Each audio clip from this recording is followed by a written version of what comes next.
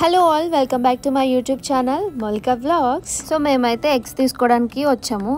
మీకు డౌట్ రావచ్చు, ఎగ్స్ అంది స్టోర్ లేదు ఏం లేదు ఎక్కడికో పొలాల్లోకి వచ్చిందంటే ఎస్, మేము ఇక్కడికి వచ్చి ఎగ్స్ తీసుకోవడానికి వచ్చాము. బికాజ్ మాకు ప్రోటీన్ ఎగ్స్ కావాలనేసి. జనరల్గా అయితే మేము వాల్మార్ట్కి వెళ్తాము తీసుకోవడానికి, కానీ ఇప్పుడు ఇక్కడికి ఎందుకు వచ్చామంటే ఇక్కడ పాస్చరైజ్డ్ ఎగ్స్ కోసం అనేసి. యాక్చువల్లీ వాల్మార్ట్లో కూడా దొరుకుతాయి పాస్చరైజ్డ్ ఎగ్స్, కానీ అవి నిజంగా పాస్చరైజ్డ్ ఎగ్స్ కావు అనేది తెలీదు. నేనైతే ఫుల్లీ సాటిస్ఫైడ్, ఎందుకంటే లైవ్లో చూశాను కాబట్టి అవి ఎలా పెరుగుతున్నాయో అని. చాలామందికి తెలుసు వాట్ ఈస్ పాస్చరైజ్డ్ ఎగ్స్ అంటే ఏంటి అనేది. ఎవరైతే తెలీదో వాళ్ళ కోసం ఈ వీడియో. నార్మల్గా అయితే 90% ఎగ్స్ అనేవి కేజ్ నుండే వస్తాయి. పౌల్ట్రీ ఫామ్లో కేజెస్లో పెట్టి పెంచుతారు కదా, అవి అనమాట. అవి అక్కడే ఉంటూ ఫుడ్ తింటూ 365 days ఆ కేజ్లో నుండే ఉంటాయి. ఎగ్స్ కూడా అక్కడ నుండే వస్తాయి కాబట్టి అలాంటప్పుడు ఏమవుతుందంటే వైటమిన్ డి ఉండదు, ఇంకా vitamin E and omega 3 nutrition benefits అనేవి ఏమీ ఉండవు ఎగ్స్లో. బికాజ్ సన్లైట్ అనేది పడదు కదా వాటి మీద. సో అందుకని మనకి వైటమిన్ డి అనేది ప్రొడ్యూస్ అవ్వదు న్యాచురల్గా హెన్స్లో. అసలు సన్లైటే చూడకుండా పెరుగుతాయి ఎగ్స్ మ్యానుఫ్యాక్చర్ ఫ్యాక్టరీలో. సోయా అండ్ కార్న్ ఇంకా ఒమేగా 3 సప్లిమెంట్స్ పెట్టి పెంచుతారు. సో ఇక్కడ పాస్చరైజ్ ఎగ్స్ గురించి అంటే ఫ్రీగా సన్లైట్లో తిరుగుతాయి. అవి గడ్డి, పురుగులు ఇంకా వామ్స్ని తిని పెరుగుతూ ఉంటాయి. అప్పుడు ఏమవుతుందంటే అవి పెట్టే ఎగ్స్లో న్యూట్రిషన్ వాల్యూస్ ఎక్కువగా ఉంటాయి, like vitamin A, vitamin D and vitamin E and omega 3 అలాంటివి. అండ్ మోర్ ఓవర్ ఎలాంటి హార్మోనల్ ఇంజెక్షన్స్ చేయకుండా పెరుగుతాయి అన్నమాట. చూస్తున్నారు కదా ఎగ్స్ కూడా ఎంత కలర్ఫుల్గా ఉన్నాయో. గ్రీన్ ఉంది, డార్క్ బ్రౌన్ ఉంది, పీచ్ కలర్ ఉంది, భలే డిఫరెంట్ కలర్స్ ఉన్నాయి.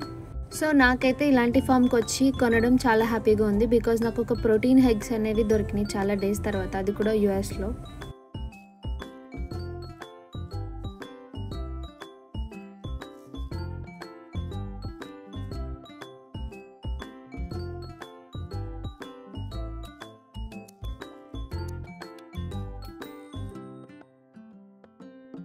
ఇక్కడ ఎగ్సే కాకుండా మనకి న్యాచురల్ హనీ కూడా దొరికింది. చూస్తున్నారు కదా, అక్కడ హనీ బీస్తో వచ్చే హనీని వీళ్ళు కలెక్ట్ చేసి అమ్ముతారనమాట.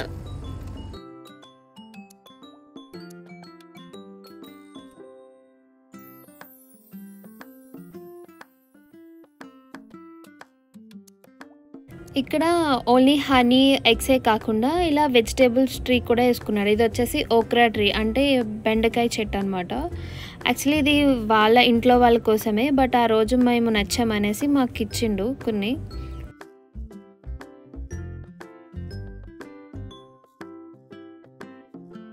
ఇది మొత్తం మొక్కలదే. అండ్ ఈయన వచ్చేసి మిలిటరీ రిటైర్డ్ పర్సన్. సో ఈ గన్ పట్టుకుని ఉంచున్నాడు ఎందుకంటే ఆ కోళ్ళకి కాపలా అనమాట. బికాజ్ ఇక్కడ పెద్ద పెద్ద ఎలుగుబంట్లు ఇట్లా వచ్చి వాటిని తినడానికి వస్తాయంట. అప్పుడు ఈ కోళ్ళకి వాటి నుండి ఎటువంటి హామ్ జరగకూడదు అనేసి ఇట్లా గన్ పట్టుకుని భయపెడతాడు అనమాట. ఇదే ఫ్రూట్స్ వైన్లో కూడా మిక్స్ చేస్తారంట. అండ్ దాంతోపాటు ఇవే ఫ్రూట్స్ని కోళ్ళు కూడా తింటాయి. ఇక్కడ ఓన్లీ వెజిటేబుల్సే కాకుండా ఇట్లా ఫ్రూట్స్ కూడా ఉంటాయి. జస్ట్ ఇవి అయితే వాటి కోళ్ళ కోసమే, అవే కింద పడినవి అన్నీ అవే కోళ్ళే తింటాయి. అండ్ ఆల్సో వాళ్ళ ఇంట్లో వాళ్ళ కోసం అనుకోండి, of course.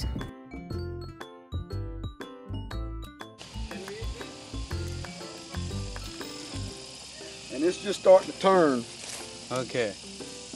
You wanna know? Oh no, not Yes. no. Yeah. You wanna eat it? Yeah, we'll try it now. You mash it and eat what's inside of it. Okay. No seeds. No seeds. Smash it. You kind of mash it, yeah, like candy. How is it? Too good.